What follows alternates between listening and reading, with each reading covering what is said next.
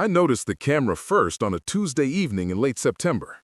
The air had that early autumn crispness to it, and I was standing in our backyard grilling burgers for my wife Sarah and our daughter Emma.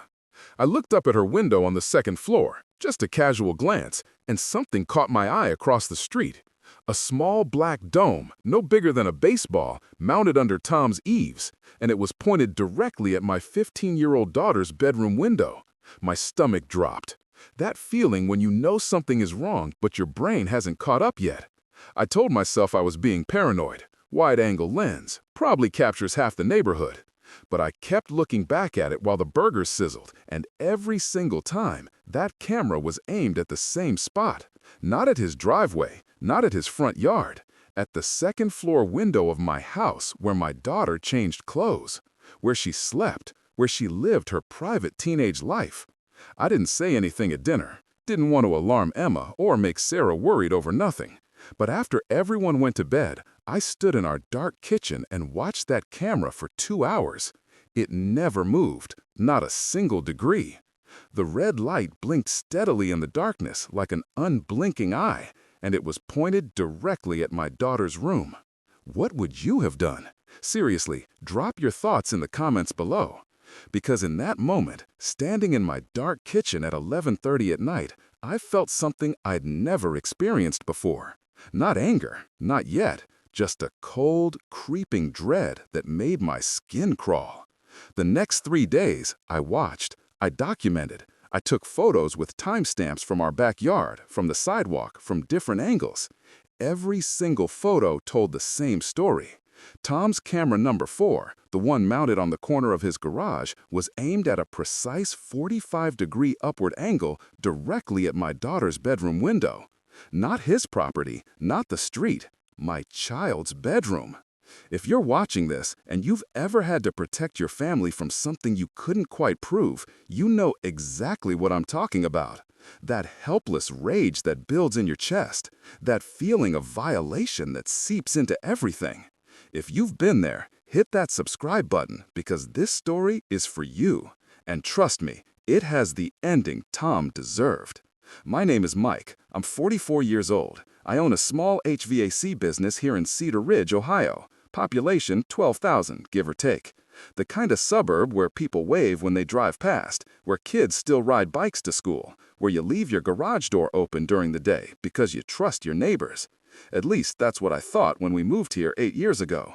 We bought the house on Maple Creek Drive for $247,000. 4 bedrooms, 2.5 baths, a decent backyard with an old oak tree Emma used to climb when she was little.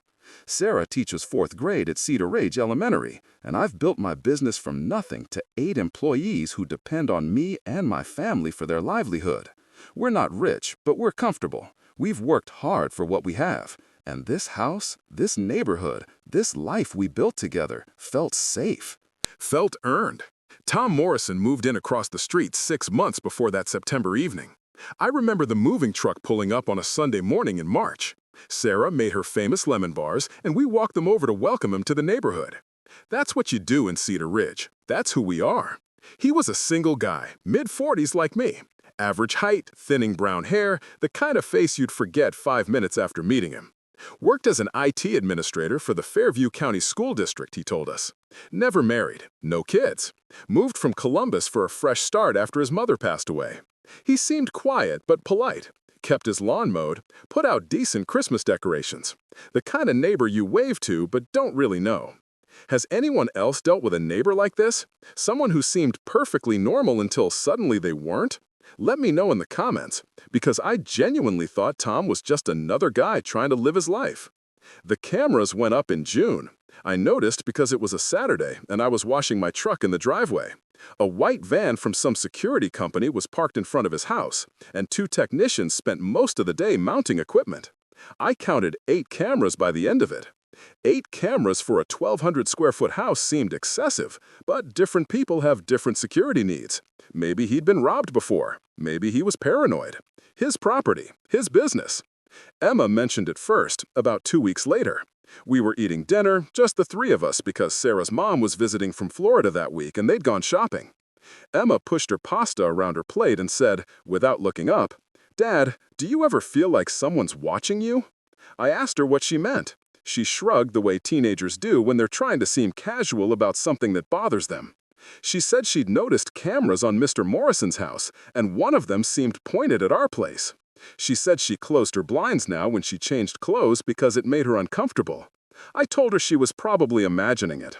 I told her Tom was just security conscious. I told her not to worry about it. I think about that conversation every single day. My daughter trusted me enough to tell me something felt wrong, and I dismissed her. If you're a parent watching this, listen to your kids. Even when it sounds like teenage paranoia. Even when you don't want to believe it. Because sometimes they see things we're too distracted or too polite to notice. That's what led to that Tuesday evening in September, standing in my backyard with a spatula in my hand, finally looking at what my daughter had been trying to tell me about for weeks. After my late-night surveillance session, I knew I needed to approach this carefully. I'd been in business long enough to know that accusations without evidence get you nowhere. So I spent a full week documenting everything. I took 37 photos from various angles, each one time-stamped by my phone. I filmed 3 videos showing that the camera position never changed. I even borrowed my buddy Rick's telephoto lens and got close-up shots that clearly showed the camera's angle of aim. Every single piece of evidence pointed to the same conclusion. On the following Monday, I walked across the street at 6:15 in the evening. I remember the exact time because I'd just gotten home from a job site and was still in my work clothes. Khaki pants, company polo, steel-toed boots covered in dust. I knocked on Tom's door with what I hoped was a friendly expression. He answered after about 30 seconds, wearing sweatpants and a Columbus Crew soccer shirt. He seemed surprised to see me, which made sense because in 6 months of living across from each other, I'd never once knocked on his door after that initial welcome visit. "Hey, Tom," I said, keeping my voice light. "Got a minute?" He nodded and stepped onto his porch, pulling the door mostly closed behind him.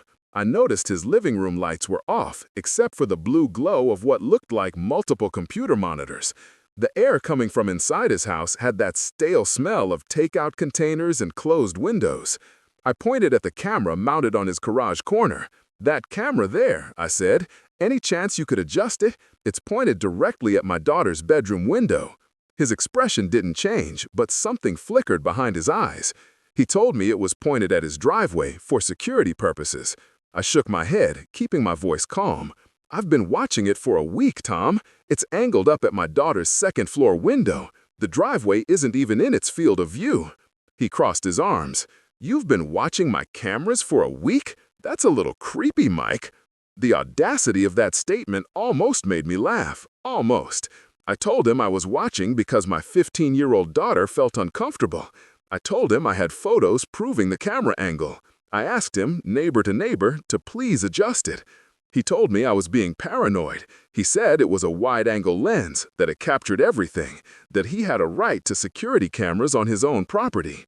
I stepped closer to him, close enough to smell the garlic on his breath from whatever he'd eaten for dinner. I told him I wasn't asking about his rights.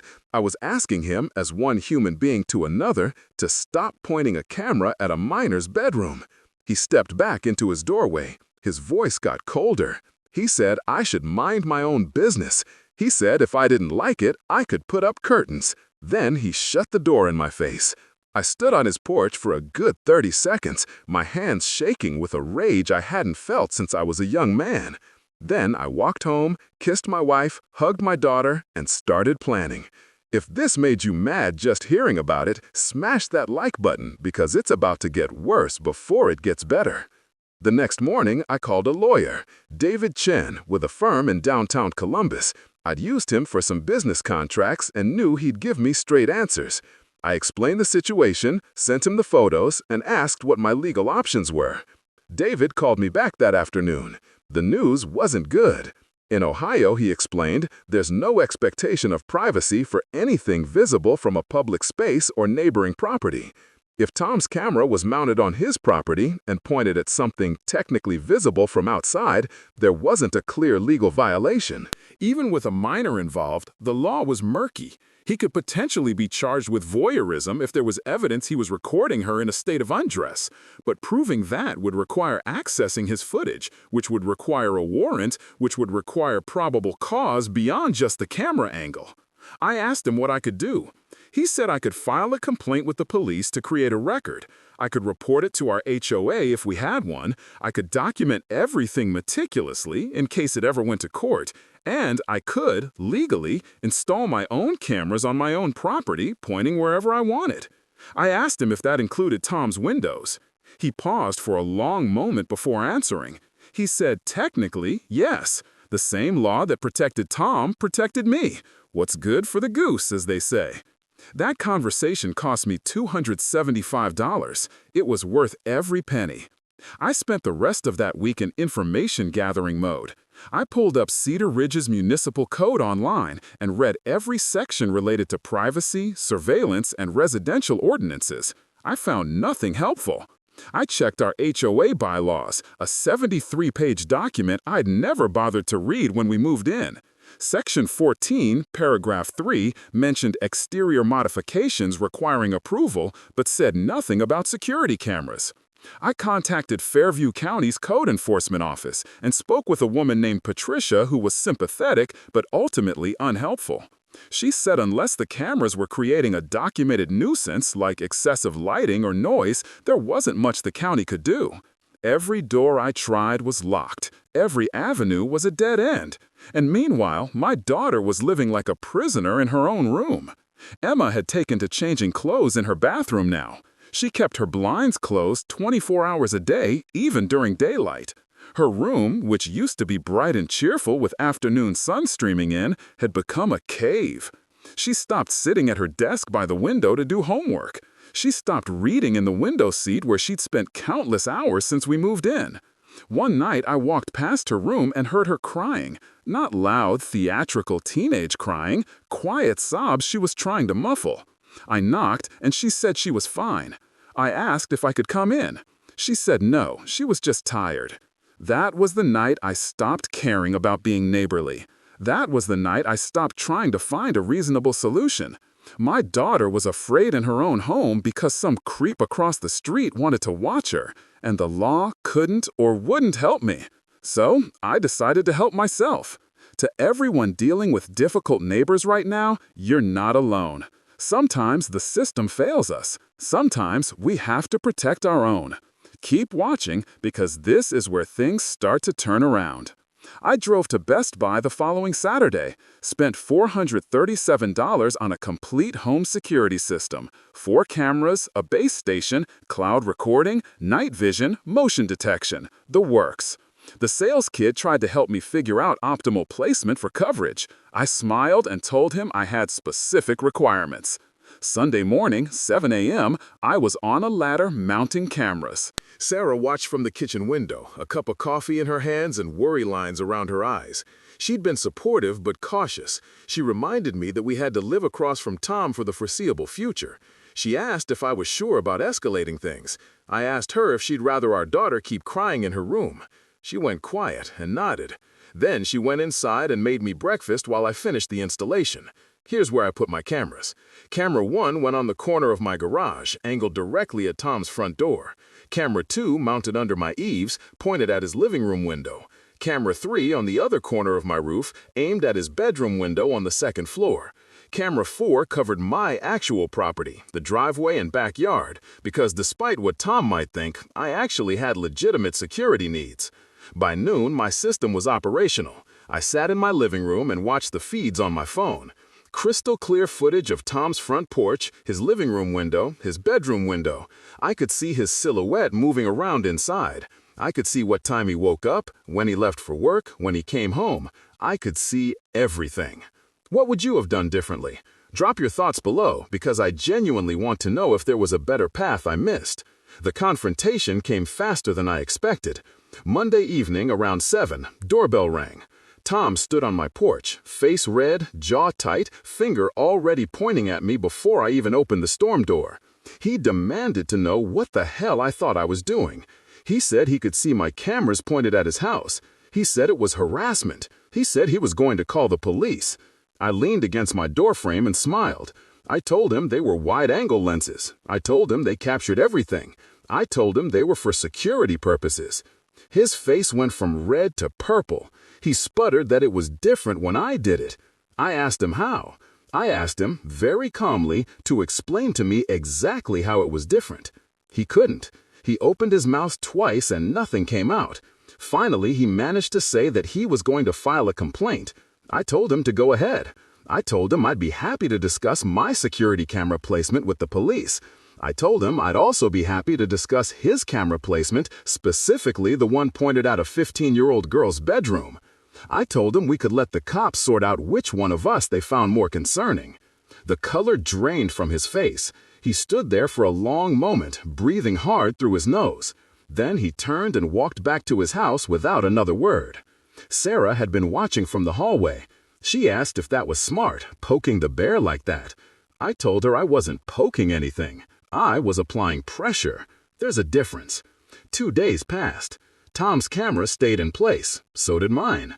We'd reached a stalemate, both of us watching each other watch each other. It would have been almost funny if it wasn't so serious. Then I got a call from Sarah at work. It was Wednesday afternoon, around 2:30. She said Emma had come home from school early, upset. She said their daughter had overheard some classmates talking about Mr. Morrison, the IT guy at the district. They said he was weird. They said he stayed late and watched things on his computer. They said one of the janitors had complained about him, but nothing happened. I left my job site immediately, drove home doing 15 over the speed limit. By the time I got there, Emma was in her room and Sarah was pacing the kitchen. I asked what exactly Emma had heard. Sarah said it was vague, just teenage gossip, but it painted a picture. Tom apparently had a reputation at the school district. Nothing formal, nothing actionable, but enough that staff avoided him. Enough that there had been whispers. I went upstairs and knocked on Emma's door. This time, she let me in. She was sitting on her bed with her arms wrapped around her knees, looking smaller than she'd looked in years. I sat down next to her and asked her to tell me everything she'd heard. She said her friend Maya's mom worked in the superintendent's office. Maya had overheard her mom on the phone once talking about complaints regarding a male IT employee and inappropriate use of district computers. Nothing was ever proven, Maya said, but people talked. I asked Emma if she was okay. She started crying again, not quiet this time, but deep, shuddering sobs. She said she felt so stupid for not believing her own instincts. She said she'd felt uncomfortable about those cameras since June, but told herself she was being dramatic. She said she'd been afraid to tell me how scared she really was because she didn't want to seem like a baby. I held my daughter while she cried. I told her she wasn't stupid. I told her instincts exist for a reason. I told her I was going to fix this, whatever it took. If you think I did the right thing protecting my daughter, let me know with a like. Because at that moment, sitting on Emma's bed while she shook in my arms, I made a decision that would change everything. The next morning, I filed a report with the Cedar Ridge Police Department. Officer Hendricks, badge number 417, took my statement. I showed him the photos, the videos, the documentation I'd compiled over the past 3 weeks. I explained about my daughter's distress, about the conversation with Tom, about his refusal to adjust the camera. Officer Hendricks was sympathetic but realistic. He confirmed what my lawyer had told me. Without evidence of actual footage being recorded of a minor in a state of undress, there wasn't much they could charge Tom with. But he took the report. He created an official record. He told me that if anything else happened, anything at all, I should call immediately. I asked him, off the record, what he would do if this was his daughter. He paused for a long time. Then he said, off the record, he'd make that guy's life very uncomfortable, within the bounds of the law. I thanked him and left the station with a copy of the police report. Case number 23-7421. I keep it in my desk drawer to this day. That evening, I attended our HOA meeting for the first time in 3 years. 47 homeowners packed into the community center discussing important topics like approved fence colors and grass height requirements. I waited through 2 hours of mind-numbing bureaucracy until new business. I raised my hand. HOA President Linda Markowitz recognized me with barely concealed surprise. I think she'd forgotten I existed. I stood up and explained the situation. Calmly, factually. I named Tom Morrison directly. I described his camera placement. I shared that I'd filed a police report. I asked if our HOA had any provisions regarding surveillance equipment that infringed on neighbors' reasonable expectation of privacy, particularly when minors were involved. The room went silent. 46 people turned to look at Tom's house like they could see through the community center walls. Linda stammered something about looking into it. But here's what I didn't expect. After the meeting, as people filed out to their cars, 3 women approached me separately. The first was Janet Kowalski, 4 houses down from Tom. She had a 16-year-old daughter named Ashley. She said Ashley had complained about feeling watched when she used their backyard pool. Janet had assumed it was teenage self-consciousness. Now she wasn't sure. The second was Michelle Torres, who lived right next to Tom. Her daughter Sophia was 14. Michelle said Sophia had stopped using her bedroom on the side of the house that faced Tom's property. She'd moved all her things to the guest room facing the backyard. When Michelle asked why, Sophia just said she liked the other room better. The third was a woman I'd never met, Carol Davidson, from the next street over. Her property backed up to Tom's. Her twin daughters were 13. She'd noticed one of Tom's cameras seemed pointed over the fence toward her backyard. She'd thought she was being paranoid. None of us had talked about this before. All of us had daughters. All of us had noticed something wrong. All of us had told ourselves we were imagining it. I got their phone numbers. I asked them to document everything like I had. Photos, timestamps, any incidents or concerns. I told them about my lawyer, about the police report, about the importance of creating a paper trail. By the end of that week, I had a folder with evidence from 4 households, 4 families, 4 teenage girls, 1 creep with a camera obsession. Got your own nightmare neighbor story? Share it in the comments below, because I've learned that speaking up is the only way to find out you're not alone. The next phase of my plan required more research.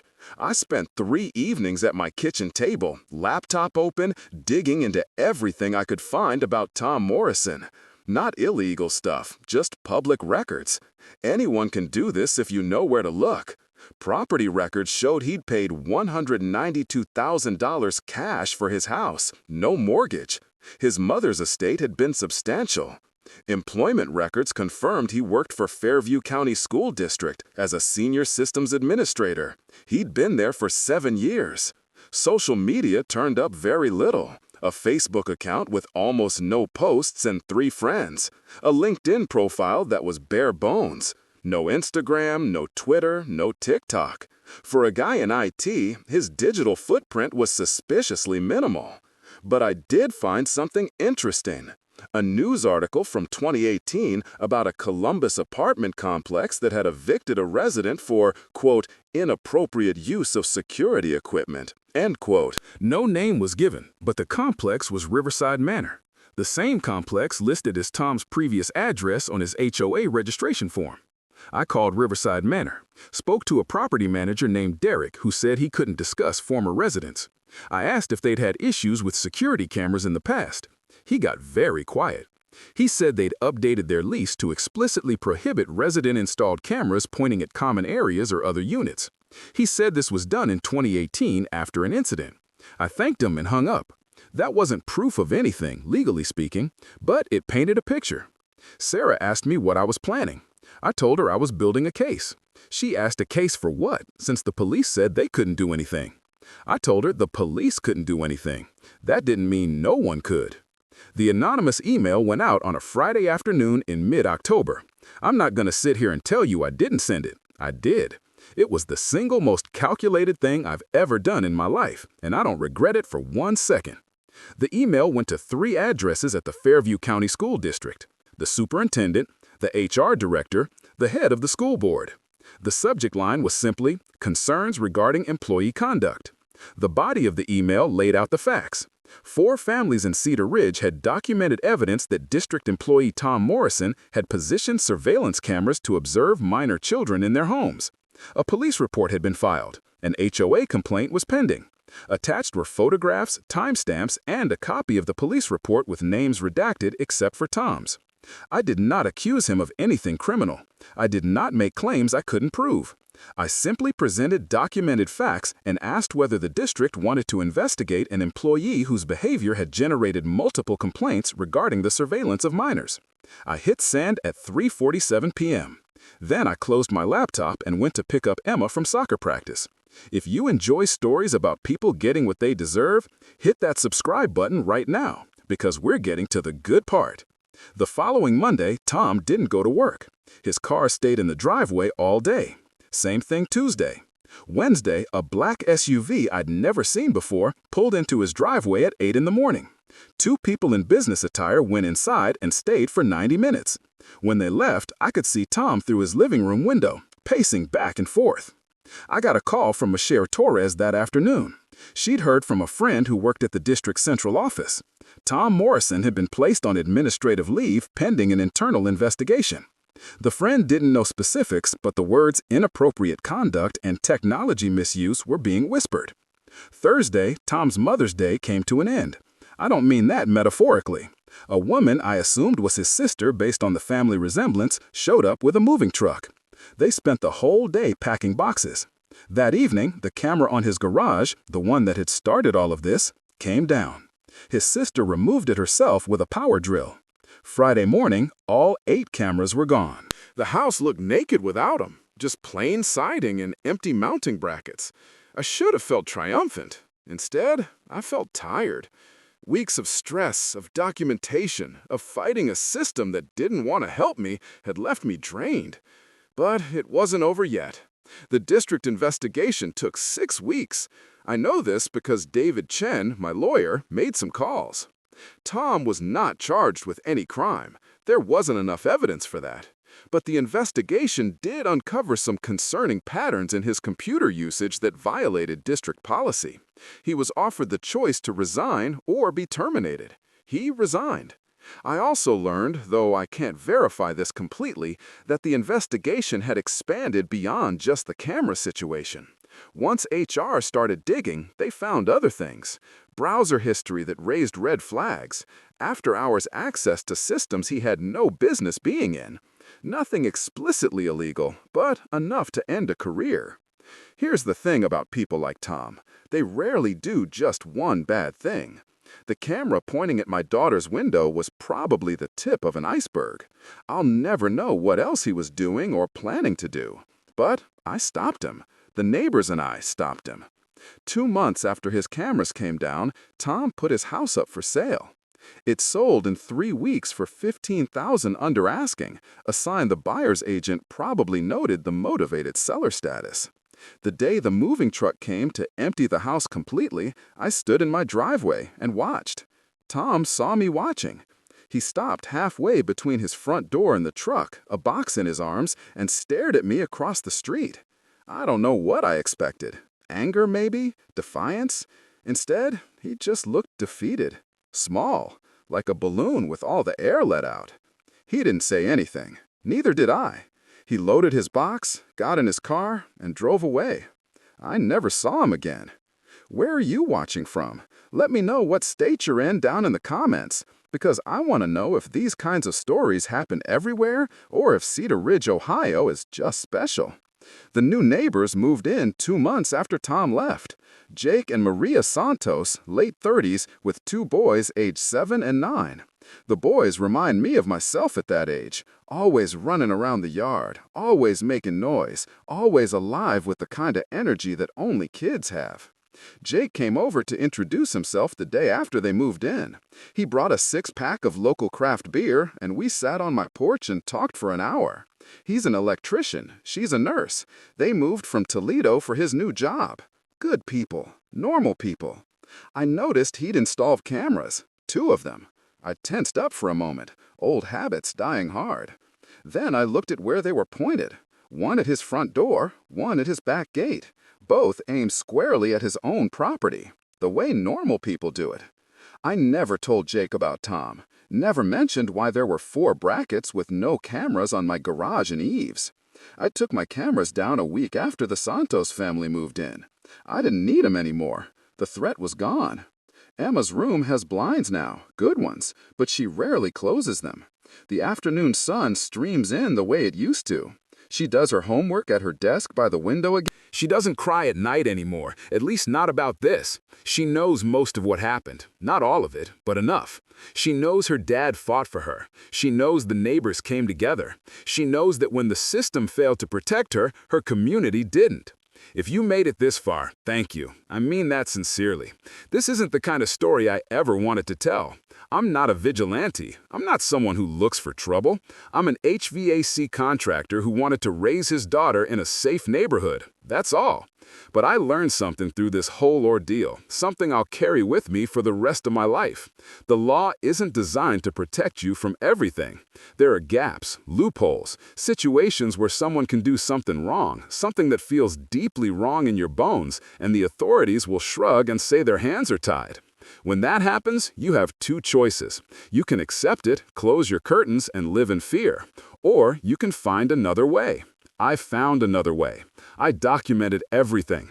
I built a coalition of concerned neighbors. I used the same tactics against Tom that he used against us. Cameras pointed at his space the way his were pointed at ours. I gave his employer information they had a right to know.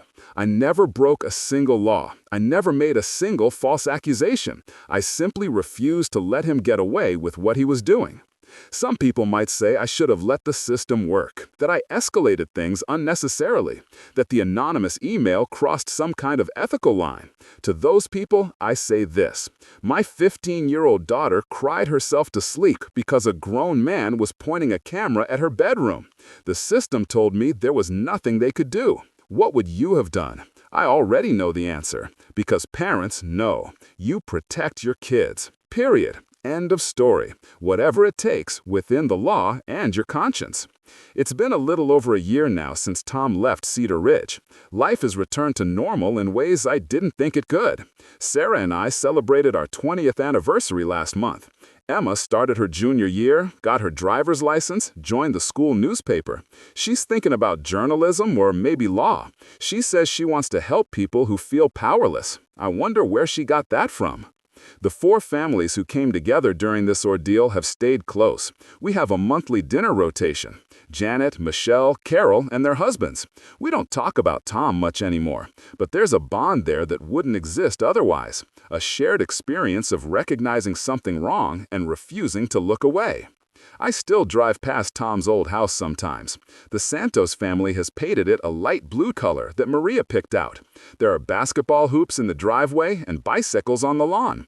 It looks like a home now, not a surveillance station. It looks like what houses are supposed to look like. I think about Tom occasionally, where he ended up, whether he's doing the same thing somewhere else, targeting some other family, some other teenage girl. I hope the job loss scared him straight. I hope the public exposure made him realize there are consequences. But I'm realistic enough to know that people like Tom don't usually change. They just get better at hiding.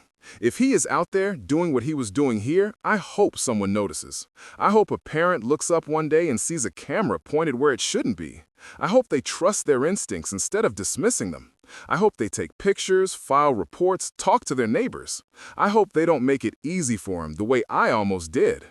And if you're that parent, watching this story unfold and thinking about your own situation, here's my advice. Trust your gut. Document everything. Talk to your neighbors, because you might not be the only one who's noticed. Know your legal options, but don't let their limitations stop you.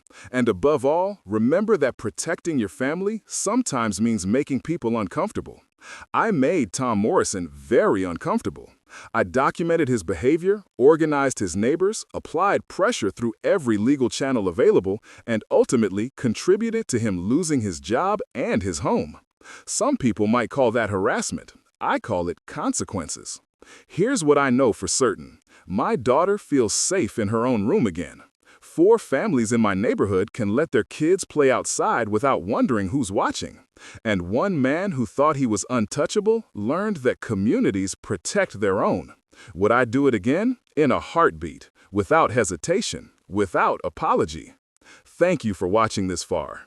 If this story resonated with you, if you've been through something similar, or if you just appreciate a situation where the creep didn't win, do me a favor. Subscribe to the channel, share this video with parents you know, and most importantly, pay attention to your surroundings. Pay attention to your kids' concerns. Pay attention to where the cameras are pointing, because you never know who's watching. But more importantly, you never know when you might need to watch back.